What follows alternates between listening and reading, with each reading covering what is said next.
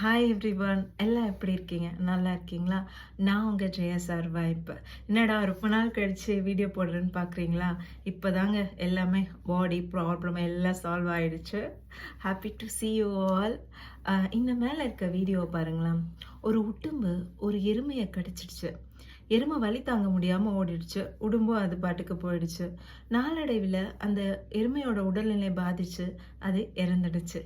ஆனால் அந்த எறும்பு இறந்தது உடும்பு கடியினால இல்லைங்க, உடும்போட விஷத்தினால.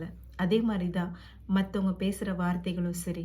எப்படி ஒரு உடும்பு கடி ஒரு எருமையை அழிச்சிச்சோ, அவங்களுடைய வார்த்தைகளை நம்ம தான் ரொம்ப யோசித்து யோசித்து யோசித்து நம்மளே அழிச்சிக்கிறோம். நிறைய விஷயங்கள் நிறைய பேர் சொல்லிட்டே போட்டோங்க. நீ கெட்டவ, நீ நல்லவ இல்லை, நீ சரியில்லை, டேய் நீ லாய்க்கு இல்லை, என்ன வேணால் சொல்லிட்டு போகிறோம். அது அவங்களுடைய பர்ஸ்பெக்டிவ். ஓகேங்களா? அவங்களுக்கு இந்த பக்கம் இருந்து பார்க்கும்போது வேற ஆங்கிளில் தெரியும்.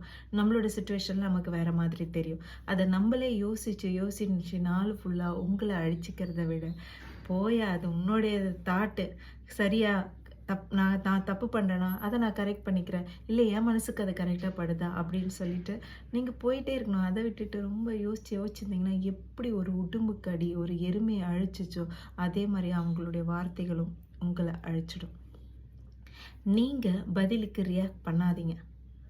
உடும்புக்கடியை எப்படி நீங்கள் அவங்க மற்றவங்க உங்களுக்கு கொடுக்குறாங்களோ அதே வார்த்தைகளை அவங்களுக்கு கொடுக்க வேண்டாம். நம்ம மறப்போம், மன்னிப்போம். நம்ம லைஃப்பில் என்ன டார்கெட்டோ கோலோ அதை ஃபிக்ஸ் பண்ணி சந்தோஷமாக வாழ்வோம். என்ன கரெக்டு தானே?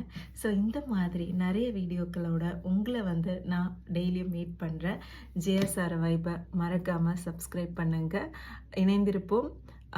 கமெண்ட்ஸில் சொல்லுங்கள் எப்படி இந்த ஸ்டோரின்னு. இல்லை if you are feeling something want to be added, அதனால கமெண்ட் பண்ணுங்கள். Bye. Have a wonderful day.